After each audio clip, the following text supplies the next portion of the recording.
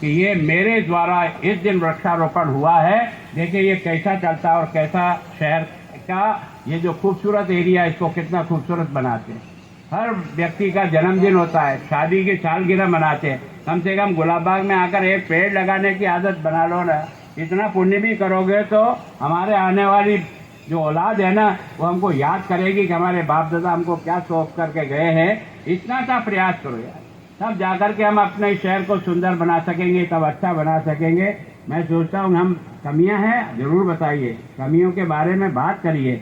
कोई नाराजगी नहीं है किसी से भी, किसी ने कुछ दे दिया अखबार में, लेकिन केवल देने के लिए अड़ंगा मारना, मन की पीड़ा है तो उसको सुधारने का प्रयत्न भी साथ साथ करो तो बहुत अच्छा लगेगा। केवल कह करके हट जाने से काम नहीं चलेगा, उसका सहयोग करना पड़ेगा, उसमें लगना पड़ेगा।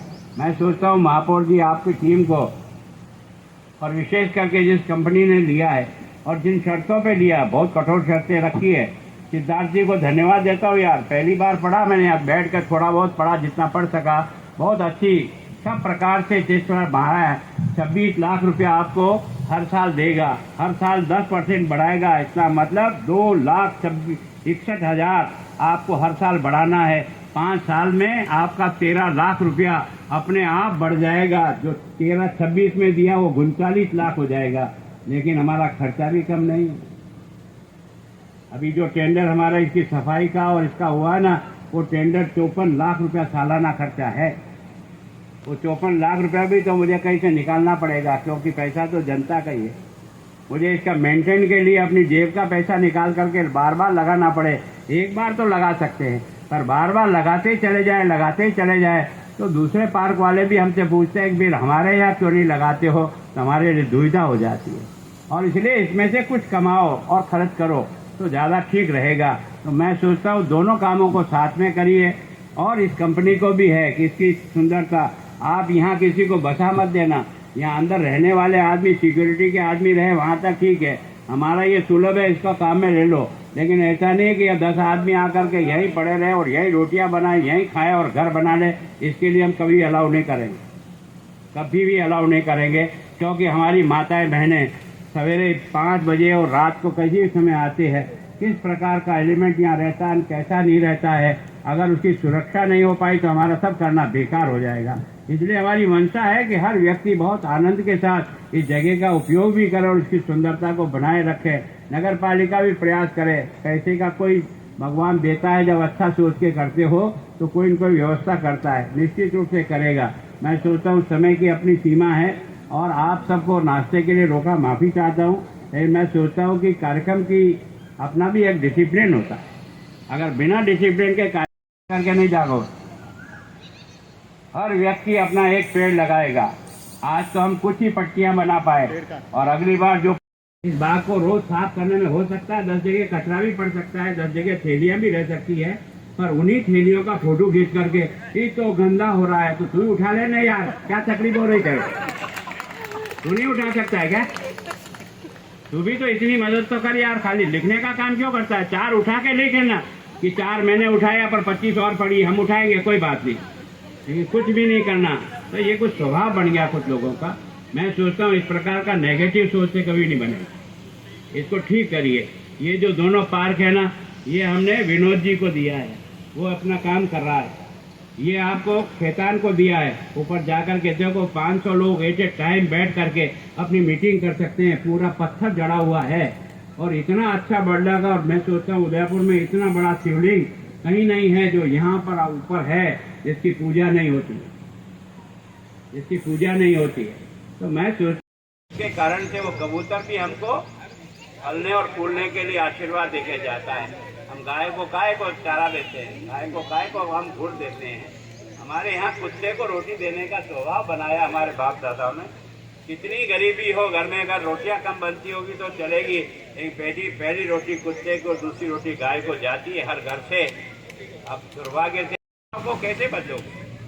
ये स्वभाव बदलना वास्तव में यहाँ से संस्कार शुरू होता है, संस्कार यहाँ से शुरू होता है ना। अपने खाने में से मैं आपको आज भी याद करता हूँ, मैं कमलेश्वर महादेव था, वो बिल्कुल झाड़ोल में जब अध्यापक था तो मैं उस एक पिकनिक में गया हुआ था, रात के समय वहीं ठहरा था। दूसरे दिन सवेरे आज हमने उसको और सबसे पहला मैं विधायक बने हुए मैंने अपना पार्क नहीं बनाया, वर्मा जी का पार्क बनाया, जिन्होंने आज़ादी के संघर्ष में सबसे ज़्यादा कष्ट अगर किसी ने भुगता हो ना, उसका नाम माणिकलाल वर्मा। सबसे पहला पार्क उसका बनाया, सबसे पहली स्टेचू उसी रही। हम इस छोटे मन के नहीं हैं कि हमारी स्टेचू खड़ी करके कोई तारीफ करना चाहते हैं, हमारी स्टेचू से नहीं है, पर स्टेचू को देखने के बाद जीवन में कुछ करंट तो आवे। अगर स्टेचू लगावे ना करंट नहीं आता तो स्टेचू का कोई अर्थ नहीं है। स्टेचू के पीछे उस व्यक्ति का जीवन और समर्पण जाता है, उसका त्याग जाता है, उसका इतिहास बताता है कि हम किसकी स्टेचू लगा रहे हैं। आपने देखा होगा जब रजनी जी थी तब मैंने ये जो सलूबर का रास्ता आता है, इस रास्ते पर आड़ी रानी की घोड़े पर बैठे हुए उसके पतिदेव रतन सिंह की और उसके जो हाड़े देवी जब शादी करके आई थी, उसकी हाथ की मेहंदी भी पूरी चढ़ी हुई थी। लेकिन जब बुलावा आ गया था कि शत्रु से जाकर मुकाबला वहाँ उस मोर्चे पे करना है, रतन सिंह घोड़े पे चढ़कर तैयार होकर निकलने लगा, लेकिन उसने पीछे मुड़ करके गोखरे की तरफ देखा तो उस नई दुल्हन को लगा कि मेरा पति कहीं मेरे मोह में तो नहीं है, और इसके कारण से उसने सिर काट करके अपने पति को दे दिया। तब युद्ध होता है दोस्तों, मातृभूमि की रक्षा ऐसे नहीं होती। इस देश ने बहुत बड़ा काम किया है, हमने उसकी स्टेचू लगाई, हमने चाहे जैसी स्टेचू नहीं खड़ी किया, जिनका जीवन नहीं हो उनका स्टेचू नहीं। मैं बहुत दिनों से प्रयत्न कर रहा हूँ, इतने सालों से विभूति पार्क में मैंने 9 स्टेचू उसमें तय की थी, जिसमें मेवाड़ का सारा इतिहास है, बापा रावल से लेकर के जिन्होंने किया ना, इतिहास में पढ़ने लायक कहीं नहीं मिलेगा। उसमें विजय सिंह पथिक का भी मैंने दिया, जिसने किसान आंदोलन को खड़ा करके एक नया जज्बात दिया। गोविंद गुरु को भी हमने स्थापित करने का प्रयास किया उस स्टेचू में, ताकि एक नई हरियाली बनेगी, नया डेवलपमेंट होगा। और जब चाहे जितना पानी आ जाए, मेरे हिसाब से आज की तारीख में जितनी उसकी कैपेसिटी हमने बढ़ाई है ना, उसके कारण से बाढ़ नहीं आएगी। कोई भगवान ही हमसे नाराज हो जाए और टूट पड़े तो उसका तो मैं नहीं कह सकता, लेकिन सामान्यतः जितनी कैपेसिटी पहले थी, 73 का सबसे बड़ा बाढ़ का समय था, जब ये पुलिया के ऊपर से क्रॉस कर गया था, उस समय में भी मैं सोचता हूँ कुछ नुकसान जरूर हुआ, उससे ज़्यादा कैपेसिटी हमने बढ़ाई। मैं सोचता हूँ कि उदयपुर को सब प्रकार से डेवलप करने के लिए आज की तारीख में आप देखोगे तो जिस घाटी को अपन चीरवा का घाटा कहते हैं, ये चीरवा का घाटा एक तरह से दारू घाटा हो गया था। कभी जाके देखा आपने? जब ये रोड हमने नीचे निकाल दी ना, तो उन सब लोगों के सुरक्षित स्थान हो गया जिनको आराम से बैठ करके पीने का स्थान। अगर इकट्ठा करो तो रोजाना एक बोरी बोतलें इकट्ठी होती थी, उसको जा करके देखा तो इसको क्या करें, तो हमने इसको कोशिश किया, फॉरेस्ट वालों को कहा है आप इसको डेवलप करो, और इसलिए हमने फ्लावर वैली के रूप में डेवलप किया है। आप में से जिसने नहीं देखा हो आँख से जा करके देख लेना, वास्तव में आज वो चीरवा का घाटा कितना हरा भरा, और आज कम से कम वहाँ 60 आदिवासी बच्चे अपना रोज गुजारा कर रहे हैं दोस्तों। उनको वहाँ रखने के लिए हमने उनको सुविधाएं दी है। कोविड में भी उनको तनख्वाह में कोई कटौती नहीं की, उनको 100% हमने पेमेंट किया है। और उसके नीचे बायोडाइवर्सिटी पार्क बनाया, उसके नीचे आपने देखा होगा कि पुरोहितों का तालाब बनाया, जहाँ पर आप शादी के पहले की कितनी फोटोग्राफी होती है, जा करके आप देखिए। वहाँ पर सज्जनगढ़ को जाके देखिए, जहाँ आप और मैं पिकनिक करने जाते थे। आज की तारीख में वहाँ कितने लोग जाते हैं। अब उबेश्वर नया पॉइंट डेवलप हो सकता है। ये जो अपना जोगी तालाब जगह थी उसको डेवलप किया है। स्वरूप सागर की पाल पे जहाँ हेडगेवार पार्क बनाया, वो भी इसी काम में आता था, उसको भी हमने ठीक किया। गोवर्धन सागर इसी काम में आता था प्रातःविधि के लिए। आज की तारीख में गोवर्धन सागर को हमने एक मिनी फतेह सागर बना करके आपके सामने पेश किया है। अगर किसी की आंख हो तो जा करके उसको देखो, आपको लगेगा जो लोग मुझे मिलते हैं ना, वो उदयपुर की इतनी मन से प्रशंसा करते हैं, पर हमारे यहाँ कुछ कमियां निकालने वाले लोग बैठे रहते हैं जो रोज मीडिया। सोचता हूँ जीवन में आपके जितने लोगों ने मेहनत की, बहुत अड़चने आई। मैं भी यहाँ रोज सवेरे घूमने आता हूँ तो मैंने भी कई बार ठोकरें खाई है, लेकिन फिर भी आपने हिम्मत रख करके काम को पूरा कर दिया। और आज आप और हम सब जो फ्री में बैठना चाहते, जो हमारा समोर बाग के सामने स्टैंड बनाया है, 2 मिनट भाई साहब, 2 मिनट। नाश्ता करने वाले करें कोई बात नहीं, लेकिन मेरा ऐसा निवेदन है। दोस्तों बताना चाहूँगा, आज असम के राज्यपाल गुलाब चंद जी कटारिया साहब द्वारा इस रेल का उद्घाटन किया जाएगा जो बच्चों के मनोरंजन के लिए बनाई गई है गुलाबबाग स्थित। कुछ ही देर में इसका उद्घाटन के लिए गुलाब जी भाई साहब पधारेंगे यहाँ पर।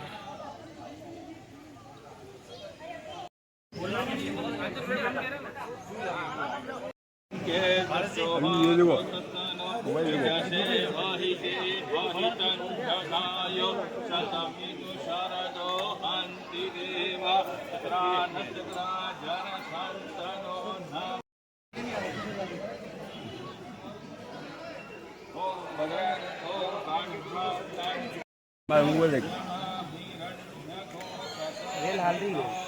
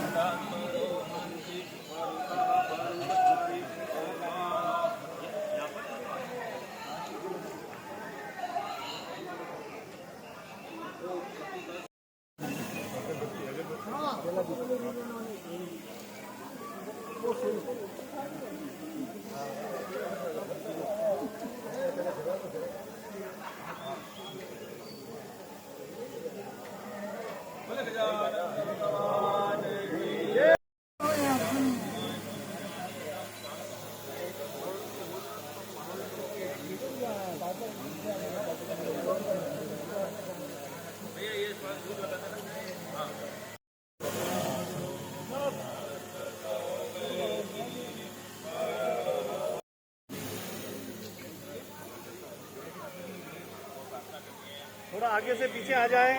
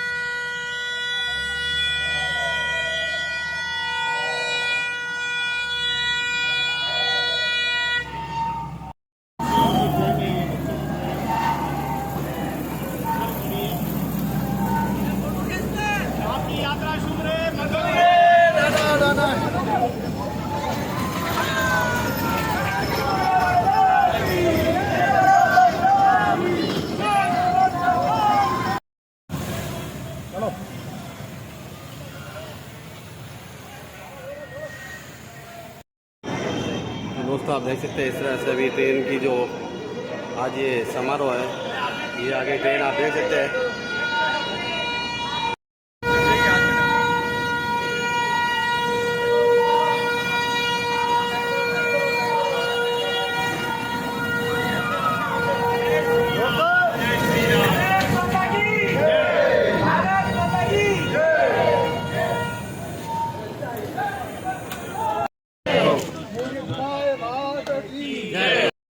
जय